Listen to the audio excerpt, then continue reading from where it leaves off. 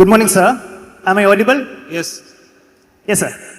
Recently, the government of India has introduced a new law where the committee, the selection committee of this chief election commissioner and the members of the election commission was changed to the prime minister and a cabinet minister appointed by the, or nominated by the prime minister and the member of, opposition leader of opposition of the Lok Sabha.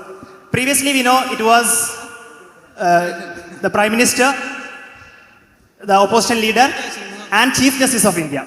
So, in recent times, we can see that there's a monopoly or there's a domination of our legislature over judiciary. So, what is your take, or how do you think about this domination of the legislature in all the aspects, including the election of India, which is the sacred heart of our country? Yes. You know, the Constitution required, Article 327, that the election commissioners will be appointed as per law. But there was no law. For 70 years, there was no law. Civil society organizations went to the Supreme Court and they said that there has to be a law and there has to be bipartisan selection. Till then, the practice was the government of the day appointed anybody. I'm a beneficiary of that system. I was appointed by the government of the day. People sometimes say that you were a beneficiary of that system yourself. How can you criticize it? But believe me, when I was on the chair of the Chief Election Commissioner, I had criticized the system even then. If you Google even now, Karan Thapar's interview of me in 2011 or 12, I said that, you know, the collegium system with which we are familiar.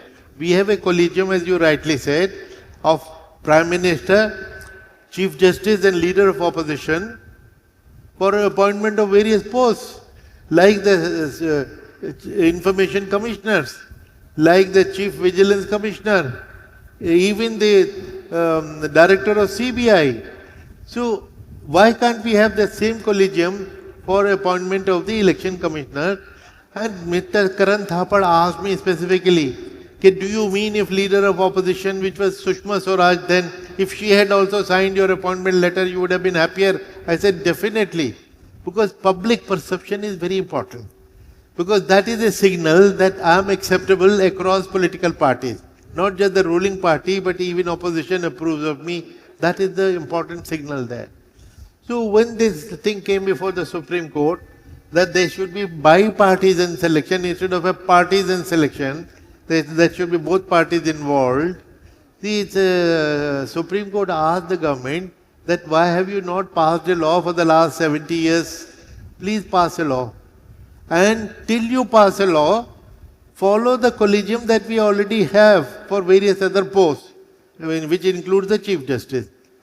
So government came out with a draft, which had some many good qualities, good additions.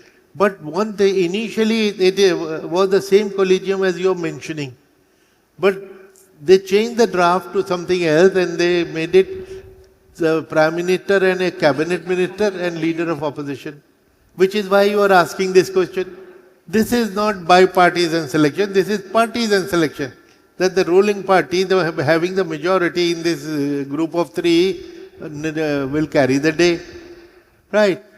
We have seen even practically in the last 30-40 years since which we have this collegium system where Chief Justice is a party, the appointment has been questioned. Because of the presence of Chief Justice, it looks like neutral. And no appointment has yet been questioned. So the same system should have been continued. By the way, this case is still pending with the Supreme Court. The last word from the Supreme Court is yet to be heard. They might say that this collegium is not good enough because the spirit of bipartisan is missing. It is two persons of the government versus one leader of opposition. The result is foregone conclusion. We know what the result will be. So let us see what the Supreme Court comes out with.